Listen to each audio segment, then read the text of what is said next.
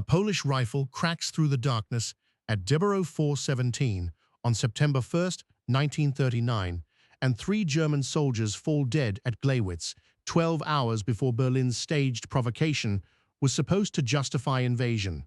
The nervous border guards who pulled those triggers had no idea what they had just given Adolf Hitler.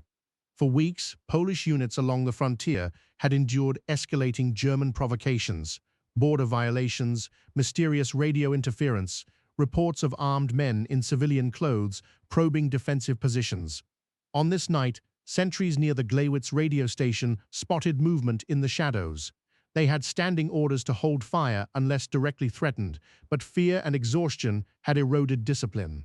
When figures moved toward them through the pre-dawn gloom, someone's nerve broke. The shots killed 3 Wehrmacht reconnaissance soldiers conducting a routine patrol, or perhaps not so routine, given their proximity to the radio station where SS officer Alfred Naujoks waited with concentration camp prisoners dressed in Polish uniforms, ready to stage a fake attack that would give Germany its pretext for war. But what no one in those chaotic moments could have known, what would reshape the entire war to come, was that this genuine Polish aggression would prove far more valuable to Hitler than any fabrication. In this alternate timeline exploration, we examine what could have happened and why the real history unfolded differently. Benito Mussolini received the news from Gleiwitz over breakfast, and for the first time in months, he smiled at a German dispatch. The Italian Duce had spent August 1939 in increasingly uncomfortable correspondence with Hitler. The Pact of Steelthe, signed with such fanfare on May 22nd, bound Italy to support Germany in any military conflict. But Mussolini knew what his generals knew. Italy was not ready. The army lacked modern tanks. The Air Force flew obsolete aircraft. Fuel reserves would sustain operations for mere months. He had privately informed Hitler that Italy would need years of preparation before honoring their alliance in a major war. His son-in-law and foreign minister, Galeazzo, had been even more explicit in his diary, calling the potential conflict madness. But this was different. This was not Germany striking first and expecting Italy to follow. This was Poland firing on German soldiers on German soil. The evidence was indisputable: real bodies, real bullets, real aggression. Mussolini convened his military council within hours. Ciano argued for caution, noting Italy's unpreparedness remained unchanged regardless of who fired first. But the Duce saw opportunity where his foreign minister saw risk. A defensive war, a righteous response to Polish provocation.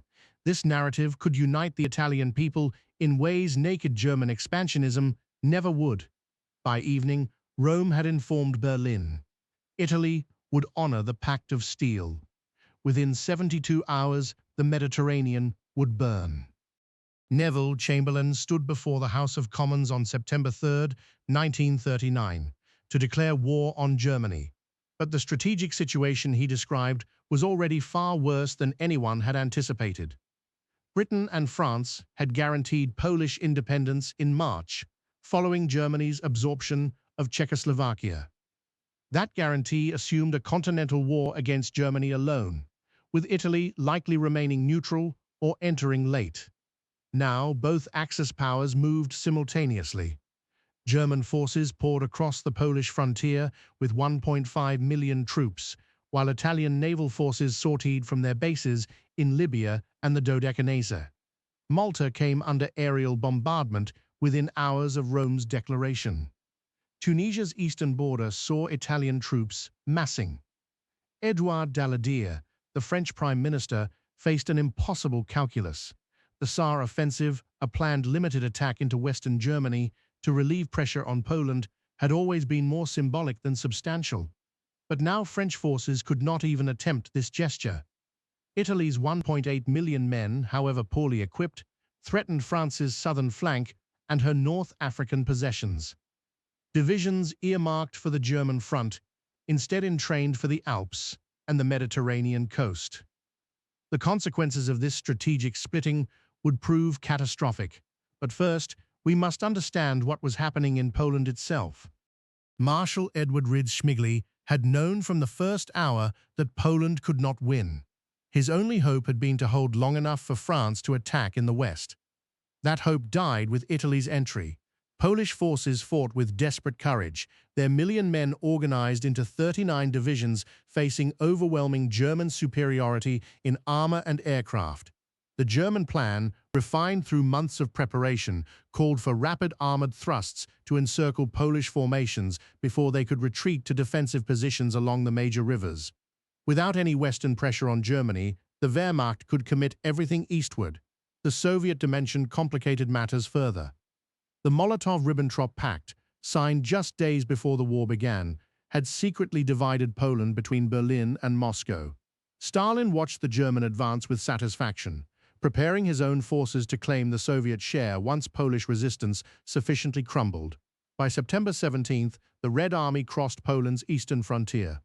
Warsaw, besieged and burning, surrendered on September 25 days earlier than in the timeline where France at least threatened a Tsar offensive. The Polish government fled into exile. A nation of 35 million people vanished from the map in less than a month, and across the Mediterranean, Italy was just beginning to demonstrate what early Axis coordination could achieve. Italian Marshal Rodolfo Graziani understood his forces' limitations better than Mussolini did, but he also understood that initiative could compensate for inadequacy. The offensive from Libya into Egypt began on September 13th, not as the massed assault Mussolini demanded, but as a series of probing attacks designed to fix British attention and force defensive deployments. Italian air and naval forces proved more effective, conducting raids on British shipping and threatening the vital sea lanes connecting Gibraltar to Suez. Malta, isolated and under constant bombardment, became a besieged fortress rather than an offensive platform. Britain found itself scrambling. The Royal Navy, spread between the home fleet, watching Germany and Mediterranean forces, now facing active Italian opposition, could not be everywhere at once. Reinforcing Egypt meant weakening other positions. The French fleet, which might have dominated the western Mediterranean, remained tied to defensive duties as France guarded against both German and Italian threats. Mussolini had not achieved any dramatic victories. Italian equipment and training remained inferior to British standards, but he had achieved something more valuable: strategic distraction at precisely the moment Germany needed Britain and France focused elsewhere. Winter settled over Western Europe, with the front lines barely moved since September, but the strategic balance had shifted decisively against the Allies.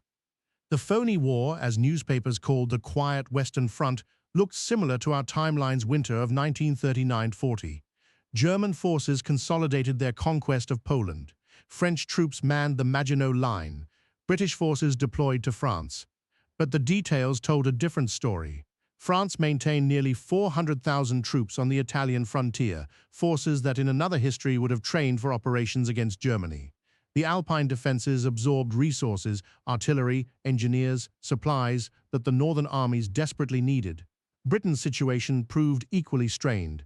Extended Mediterranean supply lines, under constant Italian harassment, consumed naval resources and shipping tonnage.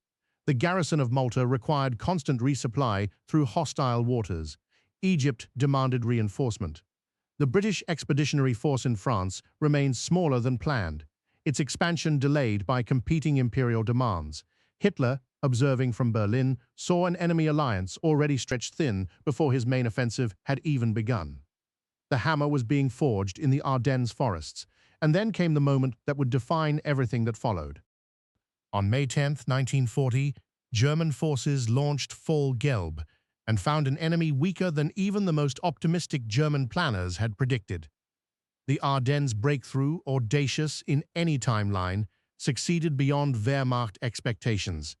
Panzer divisions under Guderian and Rommel sliced through the supposedly impassable forest terrain, crossing the Meuse River at Sedan and racing for the English Channel. French reserves that should have counterattacked this narrow armored corridor did not exist. They were guarding Alpine passes against Italy. They were defending North African colonies. They were scattered across an empire facing threats from multiple directions. Simultaneously, Mussolini launched his offensive through the Alpine passes. The attacks achieved little territorial gain. Italian forces proved no more capable in mountain warfare than in the desert, but they accomplished their strategic purpose. France could not strip the south to reinforce the north. The French army, already reeling from the Ardennes penetration, faced the psychological blow of a genuine two-front war. Paris fell on June 14th. The armistice was signed on June 22nd. France had collapsed even faster than in our history, her forces too divided to concentrate against either threat effectively. Winston Churchill, who had replaced Chamberlain as Britain faced disaster, surveyed the strategic map in late June 1940 and saw few reasons for hope. Britain stood alone, as in our timeline, but against a more coordinated and confident axis. Italy controlled more of the Mediterranean from the war's start, her forces blooded and experienced rather than joining a conflict already a year old. The French fleet, which Churchill had desperately hoped to deny the Axis, faced Italian naval power that had operated with impunity for 9 months. German planning for the invasion of Britain proceeded alongside Italian consolidation of positions threatening Suez and the vital oil routes beyond.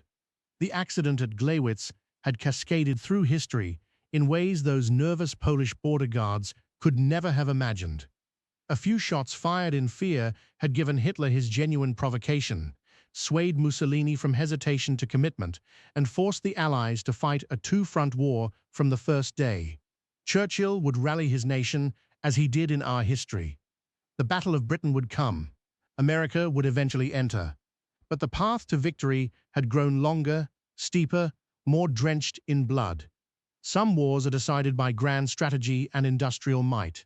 Others turn on a single nervous finger, a single rifle report in the darkness, a single moment when fear overcame discipline and rewrote the future.